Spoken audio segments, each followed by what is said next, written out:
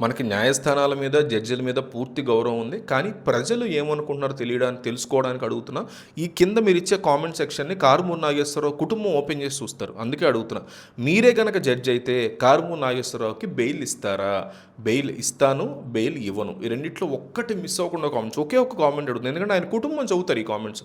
కాబట్టి మిస్ అవ్వకుండా ప్రతి ఒక్కళ్ళు కామెంట్ చేయండి.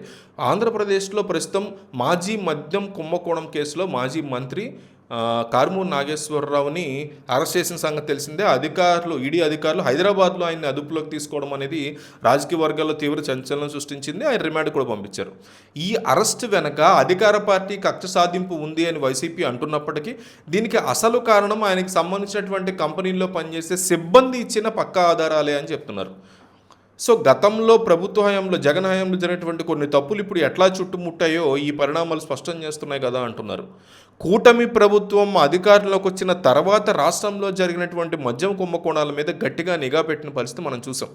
ముఖ్యంగా 3,500 కోట్ల రూపాయల ముడుపుల వ్యవహారంతో పాటు 400 కోట్ల రూపాయల మద్యం రవాణా కుంభకోణం మీద ప్రత్యేక దృష్టి సారించారు అనే మాట వినిపిస్తోంది.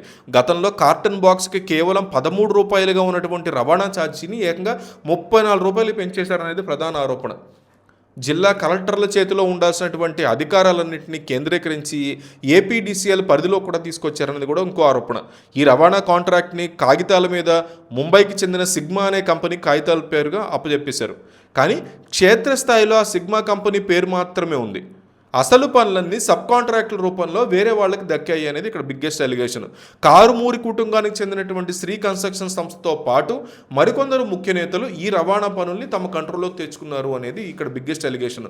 క్షేత్రస్థాయిలో రవాణా చేసేవారికి తక్కువ స్థాయిలో డబ్బులు ఇచ్చి మిగిలినటువంటి భారీ మొత్తాన్ని కొల్లగొట్టారు అనే ఆరోపణలు కూడా చాలా గట్టిగా వినిపిస్తున్నాయి.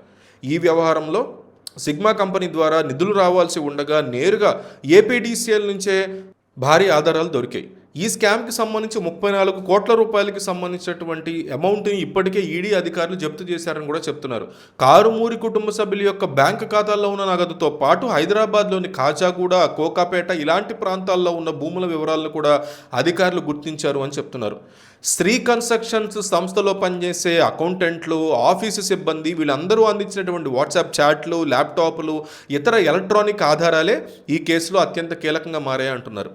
ఈ ఆధారాలను బేస్ చేసుకుని సుప్రీంకోర్టు వరకు వెళ్ళినా కూడా కారుమూరికి ముందస్తు బెయిల్ అనేది ఎక్కడా రాలేదు, రిజెక్ట్ చేశారు. విచారణ సమయంలో కేసుల నుంచి బయటపడేందుకు అధికారులు ప్రయత్నం చేసినప్పటికీ ఆ ప్రయత్నాలు కూడా బెడిసి కొట్టడంతో ఖచ్చితంగా అరెస్ట్ చేయాల్సిన పరిస్థితి వచ్చింది. సో దీని మీద మీ అభిప్రాయం ఏంటి? కామెంట్ చేయండి.